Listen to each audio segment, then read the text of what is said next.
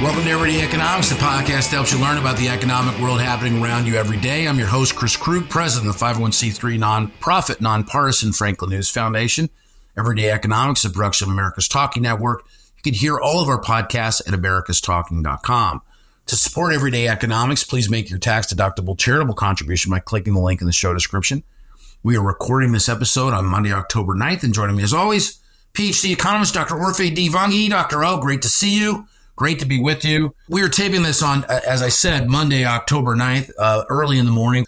Still a lot of news coming in. Of course, Palestine, or Hamas, I should say, conducted what is just objectively absolutely horrible, raid into Israel, taking hostages and killing people over the weekend. The videos that are coming out are just shocking. The markets are reacting to this, and there's a lot of obviously going on. This is a developing story. We're going to try to capture it just in this moment to talk about the economic impact of something sudden and something unexpected. Oil futures on Sunday went crazy. The Dow went down. The Dow futures went down to like 200 points. Sunday afternoon. We're still sort of making sense of what's going on over in Israel right now. But we do know that it appears that Israel has shut off electricity now to the Gaza Strip. So this is a full on. I mean, there are reports that Israel has things under control inside of the border, but this is, U.S. sent warships headed over that direction. There's a lot of things that are going on. Meanwhile, over in Ukraine, there's already a war that's going on. And of course, Russia's an energy producing country. What is now a second issue on the global sphere mean to the economy, specifically inside of the energy sector? Well, let me just start with saying, my heart and thoughts and prayers go out to the families that are affected, that are caught in the middle of this senseless violence. It's absolutely terrible. There are families in the middle of this, and I feel awful that we're even having to do this podcast and talk about this. In terms of the economy, increased volatility, we're going to see the return of volatility, and it was already coming back a little bit with the stronger than expected employment report. Investors had no idea how to interpret the strong 336,000 job gain that we got from the Bureau of Labor Statistics on Friday. And so you got an increase in soaring bond yields as a result, increase in bond yields. Then a little bit of a pullback, and then another increase, right? And then over the weekend, we hear this conflict and the same thing's happening. Energy prices that were, by the way, starting to come down a little bit are coming back up again. Oil prices coming back up again.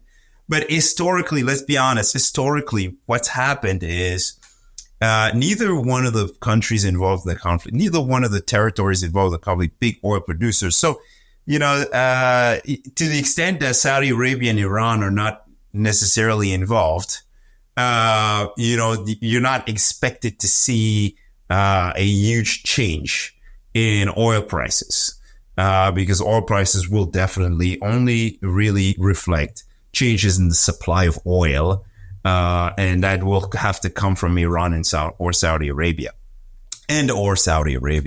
You have perhaps military aid and defense, and an increase in defense spending in the United States, right, and across the world. In fact, if of course this lasts longer than we want it to, you also have kind of global economic confidence. People are going to be a little bit worried, and you could get this flight to safety, which, right, the flight to safety might actually be good to bring down yields a little bit, with people buying up U.S. treasuries, seeking safe haven assets, right?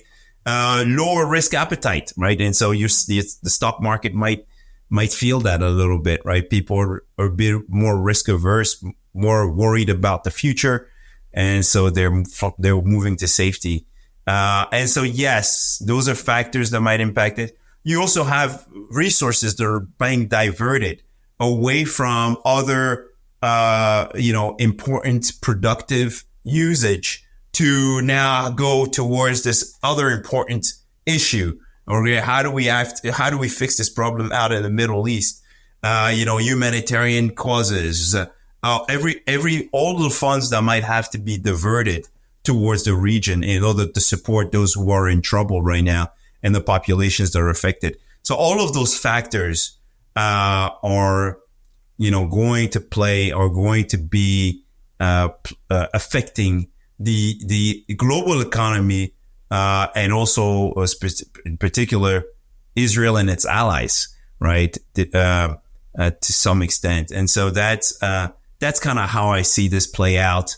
Is it fair to say the longer that a conflict is protracted, the more damage? That's right. Absolutely. Is it really just as simple as that? Absolutely. I mean, wars are terrible. People, remember, we talk about this all the time. I say, when you talk about the economy, you're talking about people. It's people and their decisions and their activities. And so if a war destroys people, it destroys the economy.